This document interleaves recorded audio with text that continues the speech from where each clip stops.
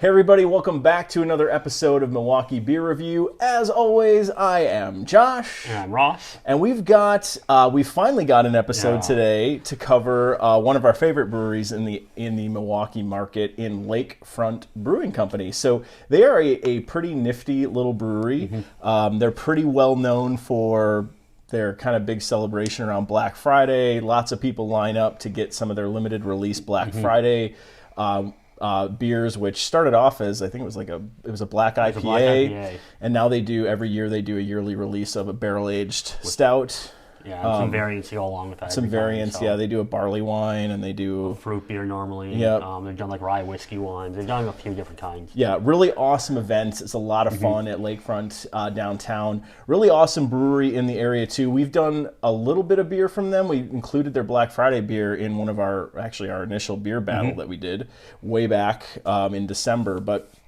a little bit about Lakefront. They started all the way back in 1987, so they've been around a little while for, from a craft beer perspective. So pretty lengthy time period here in the Milwaukee market.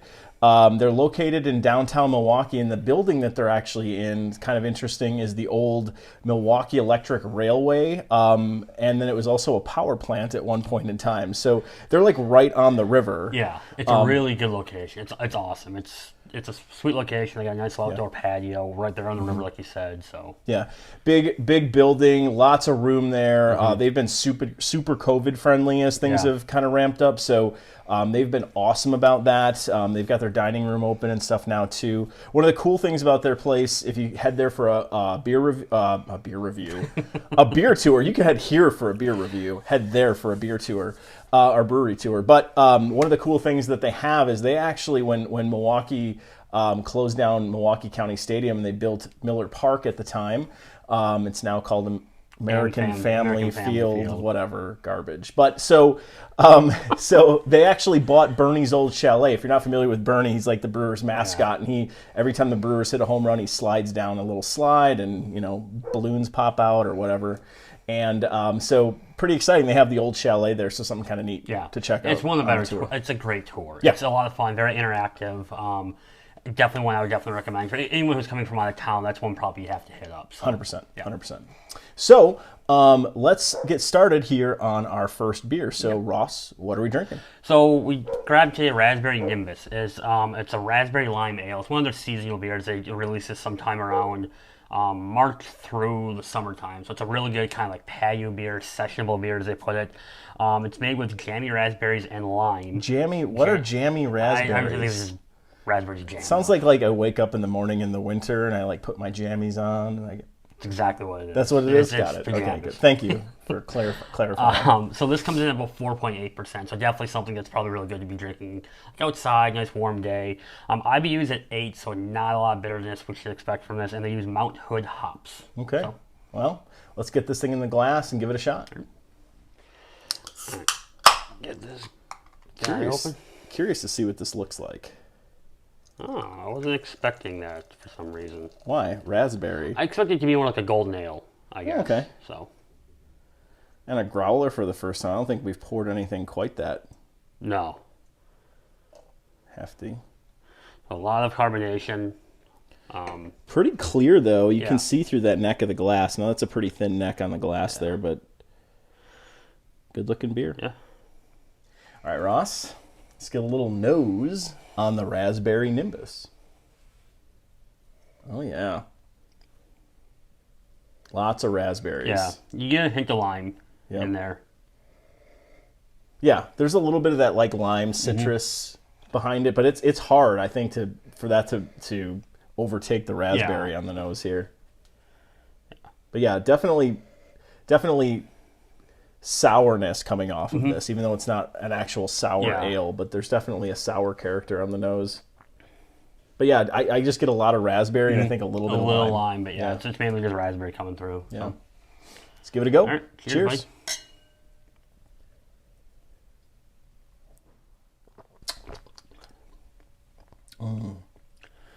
It's you definitely taste the raspberry all the way through, but that lime kind of adds a nice kind of punch, citrusy flavor to it, which is really good. It's actually quite tasty. Yeah, there's there's a tartness to the raspberries, and then there's I think the lime like makes the tartness accelerate even further through the back end of the beer. But then there's also almost like a raspberries and cream, like a creamy note to this too. Like I get a little bit of like a creaminess to it. Like the tartness definitely is the lead character on this, but there's a creaminess to it too, which is actually really tasty. It's weird, kind of. I mean, it's somewhat confusing to drink because it looks and kind of you want to taste like a fruit beer, but then it has that like the ale, golden ale, kind of like coming through at the end. So it's a little kind of a confusing drink because it's in between two styles, and it doesn't hit one really well, it doesn't hit one poorly. They're just kind of both there at the same time. So I can definitely see myself drinking this on a beer garden on the patio. Like this is. I mean, to your point, this isn't one style. This is very much, I think, a unique concoction. I guess is the terminology. I mean, very, very much. Hey, it's spring. Yeah. Hey, let's sit out on the patio. It's 70 degrees outside. Very refreshing style beer. Like, definitely drinkable from that perspective. It's a perfect seasonal beer from Lakefront. I mean, if you think about like what kind of beer to release in the late spring, early summer, this is perfect. They really hit that. So yeah. And if you're not a sour fan, I mean, I think this is still very drinkable for you because it's not crazy. Correct. It's not crazy. I wouldn't say it's sour at all. It's got a little bit, but again, it's kind of like that. I think it's the tartness that's getting me and pushing me that direction. But yeah, what do you got? So if I'm looking at this in Untappd, it's not. I don't see myself like looking at a menu and ordering this one. It's really kind of outside my style, things I really like. It's very good. It's very drinkable. I'm gonna give it a 3. I think it's very good. I'm enjoying it a lot, but it's not my style, not what I would like to order. Yeah, I'm gonna bump up on you just a little bit there. I'm gonna give it a 3.5. I'm gonna give it a 3.5 just because I think it's unique, it's flavorful, it's refreshing. It's a well-made beer. I mean, all the taste notes that you're expecting on the profile of this are there. I think it's really, really good. To your point, it's not my style either per se, but I got to give them credit for what it is. 3.5. Yeah. And the 3 is more my preference versus how well the beer is made. The beer, it's a raspberry lime ale. It's perfectly in there. You taste everything, so it's really well done. Just not something I would order. Yeah, awesome. So up next, we've got one more Lakefront beer here to try. This is actually called the Pink Boots IPA. This is actually from Lakefront's Small Tank series. If you're not familiar with that, these are very limited batches of beer that they produce. Limited time availability, very small batches.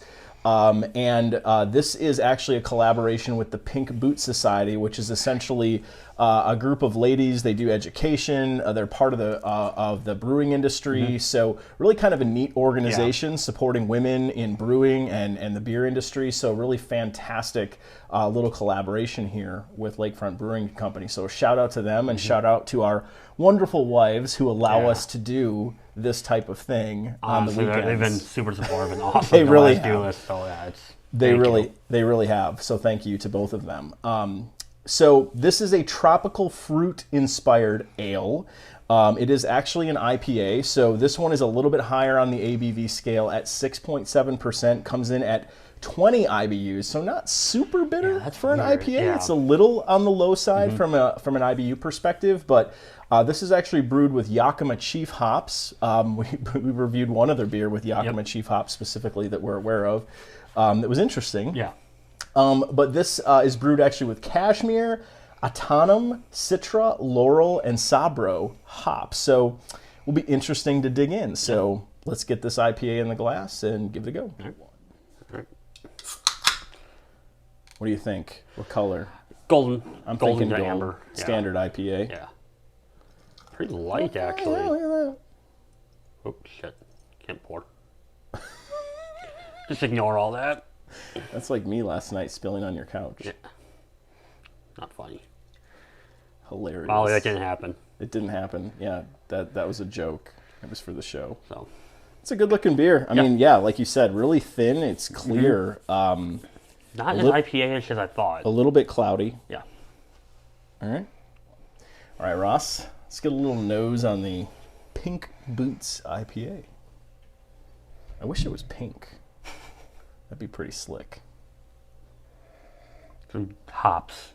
Yeah, All just hops. definitely bitterness on the nose, big time. Look, given the fact it was a lower IBU, I'm surprised we're smelling such strong hops. Like, I expected it to be a little more tame. There's a difference in the brewing process, though, between bittering hops and what you get on the nose. So it makes sense, depends on when they added the hops in the brewing cycle, as to whether or not you're getting it on the actual taste notes and the bitterness of the beer, or you're just getting it on the nose. So I'm guessing it's all based on that with the specific IPA.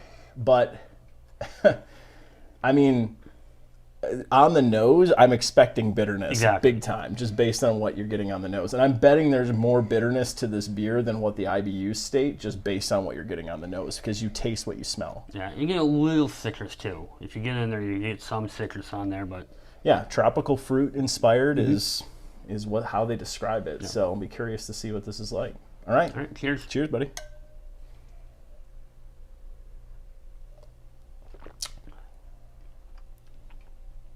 So it's weird because it doesn't. The bitterness isn't there. Like, I was expecting it to be there. I was expecting it to, come through based on what I was smelling. But it's really not bitter. It's very smooth, very light. It's refreshing. Knowing that the hop bill on this actually includes 5 different named hops, the hop character on this beer actually reminds me a lot of the last beer we tried with Yakima Chief hops in it. Okay.